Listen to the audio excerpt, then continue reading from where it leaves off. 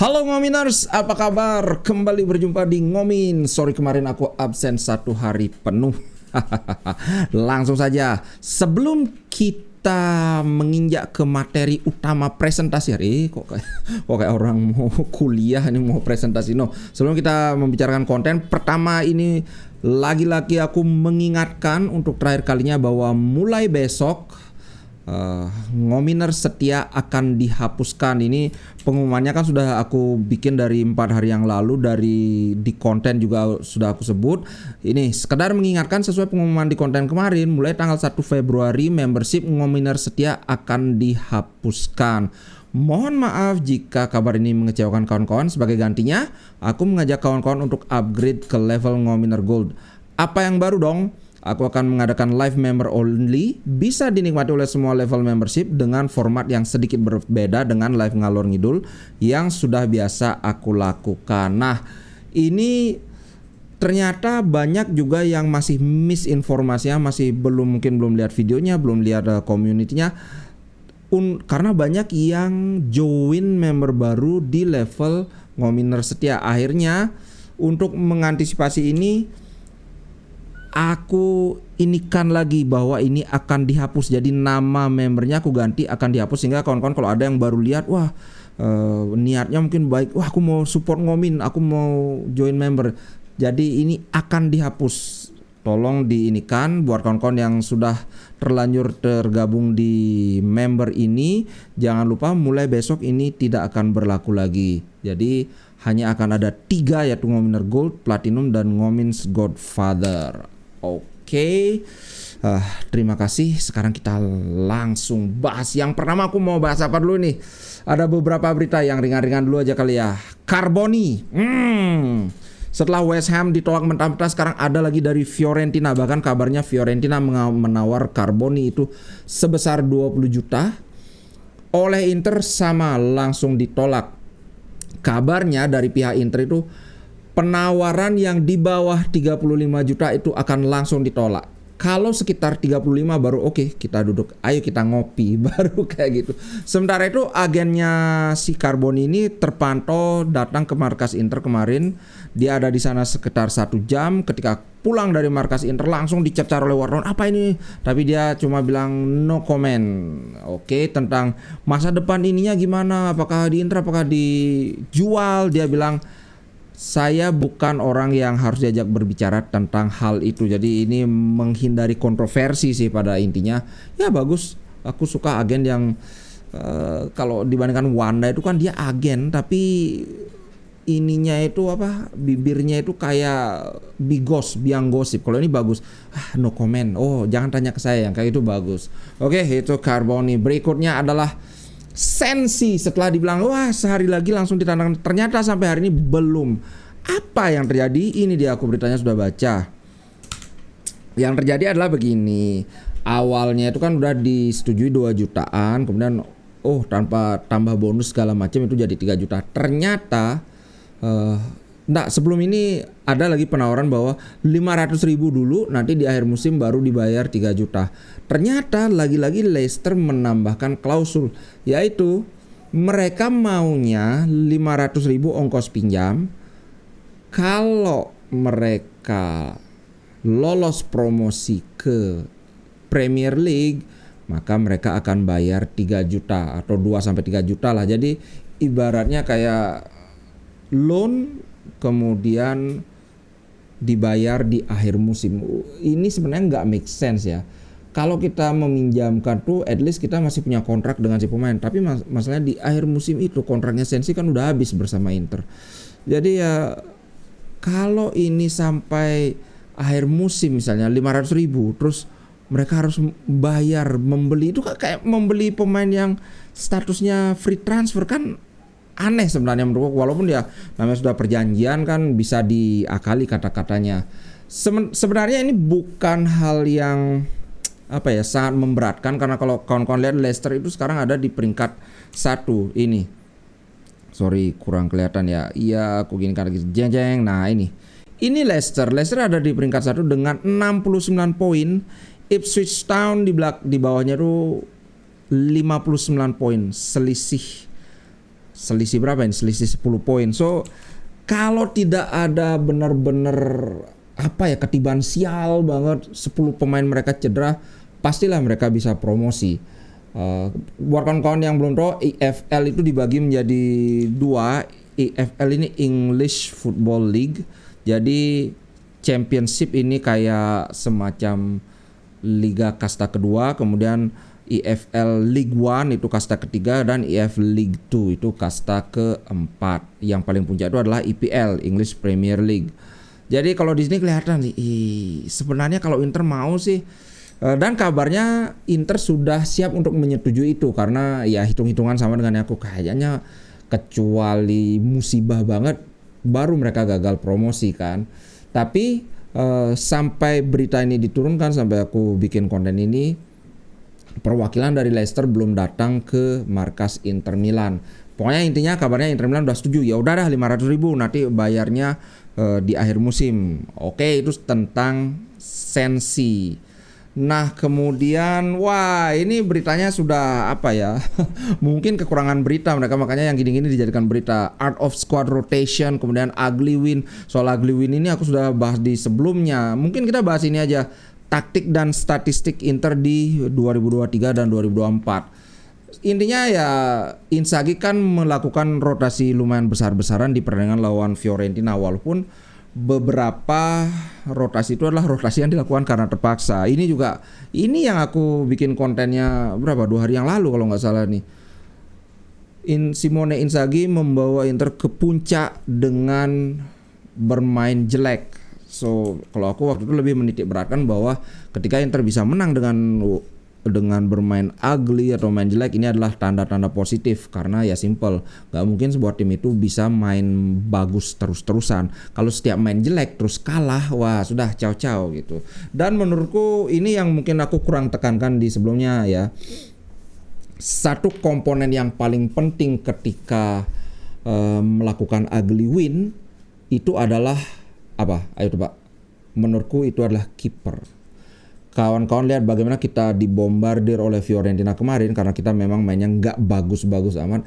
Tapi Yann Sommer menjadi pembeda dengan melakukan 4 penyelamatan yang dilakukan, kalau nggak salah 3 penyelamatan itu dari dalam kotak penalti. Artinya shooting yang dari dalam kotak penalti yang sangat dekat, yang expected goalnya gede, dia bisa berhasil mentahkan. Nah menurutku ini faktor kunci, makanya Inter itu kayak selalu semacam punya tradisi, selalu kipernya itu benar-benar kiper nomor 1. Karena apa? Ya itu untuk mengantisipasi, at least ketika kita tidak bisa bikin peluang, tidak bisa main bagus, mainnya acak-acakan, kita tidak kebobolan gol dengan mudah, karena benteng terakhir itu kiper bisa menjadi pembeda. Gitu sih bro. Kalau soal statistik ini lumayan ada beberapa statistik aku sudah baca. Ini sebenarnya kalau dibilang banyak hal-hal yang tidak terlalu penting, filosofi of football aku sudah sering bahas.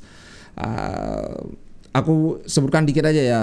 Di jantung dari kesuksesan Inter Milan itu adalah Simone Inzaghi dengan filosofi sepak bolanya yang berkutat pada tactical game plan dengan formasi 3-5-2. Ini adalah kombinasi antara direct pass dan fokus dalam menjaga possession. Nah ini kalimatnya aku akan mau elaborate.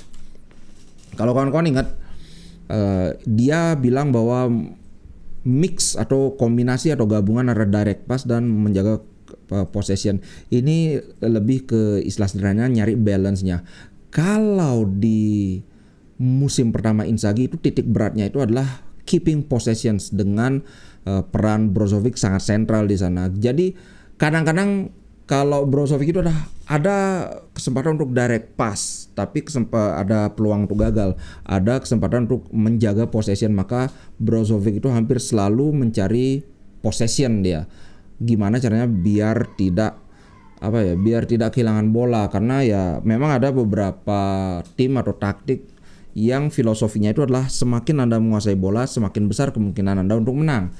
Nah itu di musim pertama memang kelihatan banget titik berat Inzaghi itu adalah pada ball possession. Bahkan kalau kawan-kawan lihat rata-rata kita itu 55 sampai bahkan 65% ininya ball possessionnya dalam satu pertandingan. Yang anehnya adalah memang saat itu kita sangat subur, paling subur di Serie A. Tapi kalau sebenarnya kita lihat rasio antara jumlah peluang dan jumlah golnya itu agak jomplang. Ingat nggak, rata-rata kita dalam satu pertandingan itu bikin 20 peluang lebih, tapi golnya paling 3-2. Jadi kayak nggak seimbang gitu. Nah, di musim lalu dengan cederanya Brozovic yang kalau nggak salah ingat itu 3 kali dia cedera, dan ada satu cedera yang dia lama banget. Akhirnya Inzaghi dipaksa untuk mengubah ini karena basically di Inter itu cuma Brozovic yang masternya menjaga possession. Kalau lain kan waktu itu mulai dicoba Hakan. Hakan tuh bukan tipe yang menjaga possession karena dia aslinya gelandang serang. Aslinya dia kemudian diturunkan jadi gelandang tengah. Apa yang ada di pikiran Hakan tuh, wah itu ada kesempatan bikin assist. Daripada ngoper horizontal atau back pass kayak Dumfries, mending aku oper ke sana. Kalau nggak sampai ya nggak apa. Tapi kalau sampai ini akan berbahaya. Nah, aku bilang musim lalu adalah musim transisi dari possession ke direct pass, masih mencari bentuk. Nah, di musim ini baru ketemu balance-nya. Possession tidak terlalu cepat, kita kehilangan bola, tapi di sisi lain kita juga bisa bermain direct pass. Jadi ini kayak hybrid. Inter yang sekarang itu hybrid. Beberapa golnya kan kalau kawan-kawan lihat di shotnya Inter itu ada yang sampai ngitungin berapa 36 passing sebelum akhirnya gol. Jadi kayak tak tok dibawa lagi ke belakang ke kiper lagi kiper. Jadi kayak U shape, bentuk huruf U dia. Set teng lagi ke kini dari sayap ke belakang ke kiper lagi ke sayap yang satunya. Nah, kadang-kadang seperti ini, kadang-kadang pernah juga kalau kawan-kawan ingat yang golnya siapa ya, itu Dumfries atau siapa itu dari Sommer pung ke gelandang tengah, dari gelandang tengah langsung assist langsung gol. Jadi benar-benar Inzaghi itu bisa memainkan berbagai model dengan formasi yang sama. Formasinya tetap 3-5-2 tapi model permainannya itu beda. Nah, yang menarik adalah ini. Selama melatih Lazio, Inzaghi bereksperimen banyak sehingga sekarang dia bisa memakai hasil eksperimennya itu dalam perspektif dan menciptakan strategi yang solid, baik secara bertahan, secara menyerang. Nah, kemudian ada, apakah Inzaghi ini taktiknya sebenarnya konservatif? Ya dan tidak. Ini sama aja nggak ngejawab seperti yes and no. So yes or no. Jadi gini, mereka atau Inter mengutamakan atau tujuannya adalah mencapai keseimbangan dalam kebanyakan pertandingan. Ensuring control itu berusaha mengambil kendali. Tapi kunci ada pada memanfaatkan momen krusial untuk mendapatkan keuntungan. Nah, pendekatan Inzaghi mengkombinasikan antara practicality dengan memanfaatkan kesempatan. Ini memanfaatkan kesempatannya karena kalau kalian ingat ya seperti yang aku bilang tadi, salah satu kekurangan Inter sebelumnya itu adalah banyak sekali membuang peluang. Kalau sekarang ini sudah jauh lebih baik gitu. Menciptakan style yang dinamis yang membuat musuh itu selalu menerka-nerka. Ini gimana nih? Dia akan kasih vertical pass atau dia akan back pass lagi. Apakah dia akan kasih umpan terobosan atau jangan-jangan dia umpan ke back pass atau ke horizontal ke pemain di sampingnya. Jadi musuh itu susah untuk menebak. Kalau dulu zamannya Brozovic, paling dia akan back pass, paling dia akan ke kiri. Hampir bisa ditebak, selalu alurnya seperti itu. Begitu. Kalau formasi yang paling paling sering dipakai ya jelas 3-5-2 dan kemudian build up play ini juga sudah disebut sebenarnya, cuma diulang-ulang aja. Quick build up, artinya build up cepat dari belakang adalah elemen kunci. Tujuannya adalah mencapai atau bolanya sampai di gelandang kreatif secara cepat. Yang kemudian gelandang kreatif ini akan memainkan bola ke ruang yang kosong atau langsung kepada dua pemain menyerang, dalam hal ini ya Thuram dan siapa namanya lagi? Lautaro Martinez. Kemudian serangan dari sayap. Walaupun sering bermain dari tengah, kesempatan menyerang sering datang dari sayap. Sayap Inter misalnya Dumfries dan Di Marco berlari menciptakan, maksudnya create width itu lebar, maksudnya memanfaatkan lebar lapangan dan menyediakan kesempatan untuk memberikan crossing kepada striker.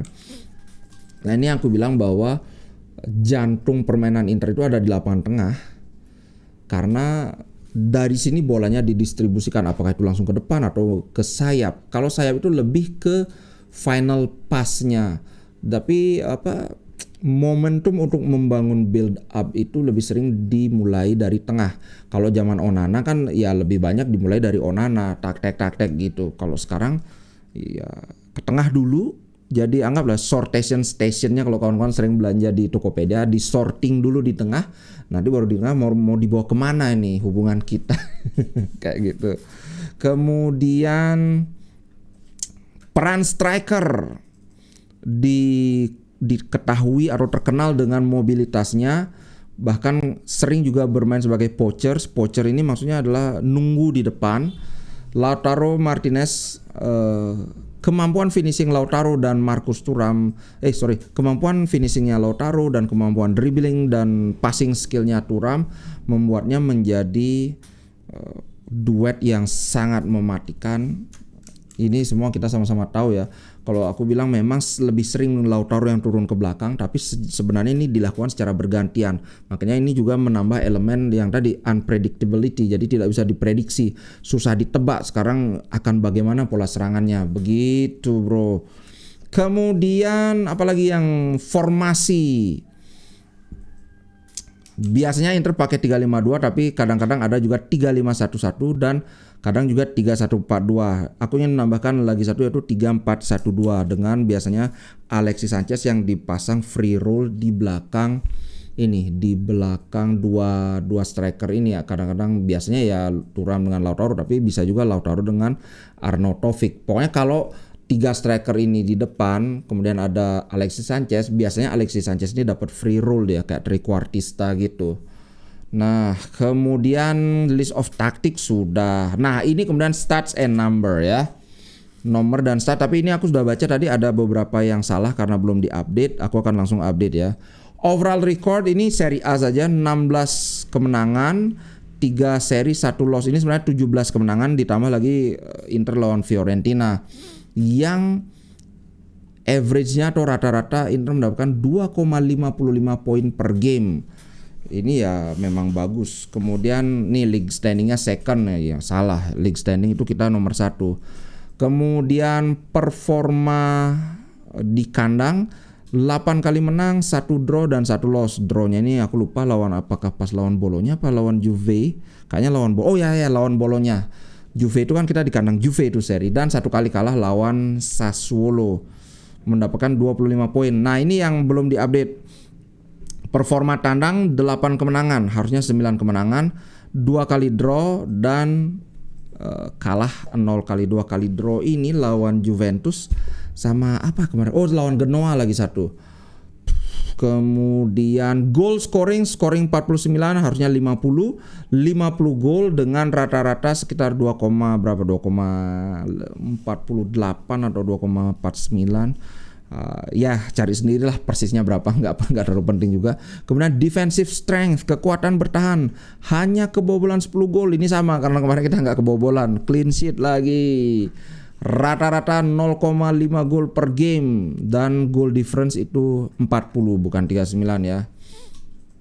Kemudian itu aja. Apa yang dicapai, bahkan aku pernah membaca bahwa ini adalah musim terbaik Inter kedua setelah musim 2006-2007 di tangan Mancini. Maksudnya dalam berapa 20 mana ini? Dalam 20 pertandingan, kok 21 karena kita masih satu punya tabungan. Dalam 21 pertandingan Inter sudah mengumpulkan 54 poin.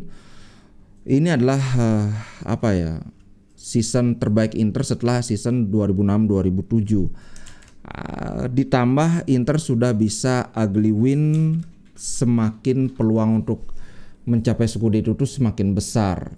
Oke? Karena ada gosip, ada kecurigaan lah ya. Bisa jadi di musim depan itu akan ada penjualan pemain-pemain bintang. Dan ini juga yang memicu agennya Lautaro meminta bonusnya, kondisi untuk bonus ke Lautaro itu harus dengan pencapaian individu, jangan pencapaian tim. Karena ya namanya gosip kan, makin digosok makin sip. Apa benar akan terjadi seperti itu atau tidak? Kalau Internya terseok-seok, sedangkan kayak Lautaro kan seperti Icardi dulu, dia nyetak gol banyak, kan ya nggak fair juga kan, udah nyetak gol, udah gini tapi nggak dapat bonus, gitu bro. Nah, Inter lawan Juventus akan sekitaran minggu depan ya. Nah, lagi-lagi Inter shut out the noise and controversy. Inter lagi-lagi nggak nanggepin provokasi dari JJ. Sebenarnya bukan dari JJ-nya sih, dari Allegri. Pertama dia bilang soal seperti polisi yang menangkap pencuri. Yang kedua dia bilang Juventus adalah sinner, kemudian si Inter Milan adalah Djokovic. Ini kayak Sinner, kawan-kawan tahu itu petenis asal Italia, dia akhirnya menang lawan Djokovic. Mereka kan mengidentifikasi diri dengan lebih banyak pemain muda, sedangkan Inter itu banyak pemainnya yang tua kayak Acerbi, Darmian, siapa lagi, kalau dulu ada Zeko lagi. Nah, dicuekin. Kemudian bahkan sebenarnya Inzaghi sudah bilang, apakah tersinggung? Enggak, biasa aja. Tapi kami memilih untuk di lapangan. Saya rasa dia tidak berniat menyinggung. Gitu komentarnya Inzaghi. Nah, yang terbaru ada lagi omongan dari Allegri bahwa saya tidak akan membuat joke lagi tentang Inter Milan karena mereka itu sangat sensitif orangnya. Akhirnya sama si Lautaro dibalas kayak gini. Proseguiamo per la nostra strada. Aku gak ngerti maksudnya. Yang jelas itu terjemahannya sudah ada, bahwa kami melanjutkan perjalanan ini mencapai tujuan kami tanpa melihat orang lain, tanpa ngegibahin orang lain. Kami melanjutkan ini dengan target yang ada. Well done boys, good job gitu. Itu si Lautaro. Ya jelas lah apa maksudnya tanpa talking about nobody. Maksudnya nggak isi nyenggol siapapun, nggak isi ngomongin siapapun. Aduh, ya sebenarnya aku nggak terlalu keberatan dengan senggol-senggolan kayak gini. Kalau kawan-kawan lihat kayak di UFC, di boxing, di tinju itu kan selalu ada. Sekarang sudah ada di Twitter kan, ada tweet war gitu lah. Wah, si ini gitu, si gitu. Itu menurutku adalah sebuah bumbu-bumbu marketing yang bagus untuk kalau kita ngeliat ini mau bertarung, wah udah saling senggol-senggolan kan makin, ayo harus menang. Tapi Inter ya namanya sama kayak Inzaghi. Inzaghi itu kan memilih menghindari kontroversi. Dia pas di samping lapangan memang dia teriak wah sampai kena kartu kuning lah segala macam. Tapi kalau press con kan dia yang adem-adem aja gitu, bro. Nah, sebagai penutup, Andreas Brehme ditanya apakah duel lawan Juventus itu bisa menentukan Scudetto. Dia bilang tentu saja. Wih, karena ya sekarang kita ada di atasnya Juventus selisih 1 poin. Kalau kita menang lawan Juve, berarti kita akan punya selisih 4 poin. Kalau tabungan kita itu kita menang lagi, maka kita akan punya selisih 7 poin. Nah, 7 poin ini adalah gap yang cukup besar, susah untuk susah untuk dikejar. Apalagi karena Inter mainnya bagus gitu loh. Bukan masalah poinnya, tapi karena Inter menunjukkan permainan yang konsisten. Itu yang bikin susah dikejar. Sama seperti apresiasiku terhadap Juventus bahwa wah nggak ada tim lain yang bisa menjegal Juve kecuali Inter Milan kayaknya ini. Ternyata walaupun salah, habis itu mereka dijegal Empoli, tapi kan ya Rabiot nggak main, Danilo nggak main, terus mereka kena kartu merah juga. Ya ada faktor kesialan di sana di kubu Juventus kan. Nah, kalau di Inter, selama kita tidak kepleset lawan klub-klub kecil, aku yakin Inter bisa Scudetto. Itu saja, bro. Kemudian sekarang sebelumnya pada saat Inter lawan Juve itu ada berita baik buat Juventus bahwa bintang Prancis dan Brazil ini akan kembali, yaitu Rabiot dan Danilo. Bagus untuk Juventus, tapi jangan lupa kita juga akan kembali dua bintang besar kita, yaitu Hakan Calhanoglu dan Barella. Wak Haji Barella kembali, yang mana menurutku kombinasi antara Rabiot dan Danilo kalau dibandingkan dengan kombinasi Hakan dan Barella itu kita yang lebih lebih mendapatkan keuntungan. Lihat sendiri kan lawan Fiorentina gimana hancurnya lapangan tengah kita tanpa dua pemain itu. Begitu, bro. Itu dulu untuk konten kali ini. Terima kasih buat kawan-kawan. Jangan lupa mulai besok membership level yang paling bawah itu akan dihapuskan. Nama membershipnya juga sudah aku ubah untuk kasih biar nggak ada kawan-kawan yang baru join, wah kok hilang ini untuk menghindari inilah ya, supaya tidak ada kekecewaan yang berlebih di benak kawan-kawan. Oke, ciao guys, sampai jumpa di konten berikutnya. Terima kasih.